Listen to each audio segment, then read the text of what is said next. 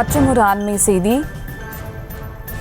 எடப்பாடி காவல் நிலையத்தில் பெட்ரோல் குண்டு வீசப்பட்டதை சுட்டிக்காட்டி இபிஎஸ் கண்டனம் தெரிவித்திருக்கிறார். அண்மை செய்தியாக பார்த்து வருகிறோம்.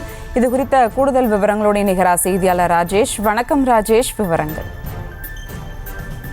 வணக்கம். சேலம் மாவட்டம் எடப்பாடி காவல் நிலையத்தின் மீது மர்ம நபர் பெட்ரோல் குண்டு வீசியதாக வரக்கூடிய செய்தி அதிர்ச்சி அளிப்பதாக எதிர்க்கட்சி தலைவர் எடப்பாடி பழனிசாமி தன்னுடைய சமூக வலைதளத்தில் பதிவு செய்திருக்கிறார்.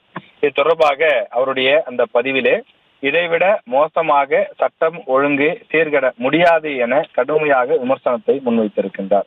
காவல் நிலையத்தில் பெட்ரோல் குண்டு வீசும் அளவிற்கு சட்டத்தின் மீதும் காவல்துறையின் மீதும் குற்றவாளிகளுக்கு துளியும் பயமற்ற அளவில்தான் சட்டம் ஒழுங்கு இருக்கிறது என்று அவர் குறிப்பிட்டிருக்கிறார்.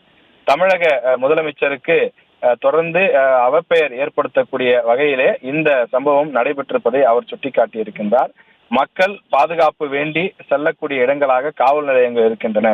ஆனால் அந்த காவல் நிலையங்களே தற்போது பாதுகாப்பற்ற நிலையில் இருக்கிறது எனவும், சீர்கெட்டுள்ள சட்டம் ஒழுங்கை காக்க தவறியதால் தமிழ்நாட்டில் உள்ள தொழில் நிறுவனங்கள் வேறு மாநிலங்களுக்கு புலம்பெயர்ந்து கொண்டிருக்கக்கூடிய சூழ்நிலையில் சட்டம் ஒழுங்கை காத்திடவும் தொழில் முதலீட்டை தக்க வைக்கவும் தமிழக அரசு உரிய நடவடிக்கையை மேற்கொள்ள வேண்டும் என தமிழக முதலமைச்சரை வலியுறுத்தி கேட்டுக்கொள்வதாக எதிர்க்கட்சி தலைவர் எடப்பாடி பழனிசாமி குறிப்பிட்டிருக்கிறார்.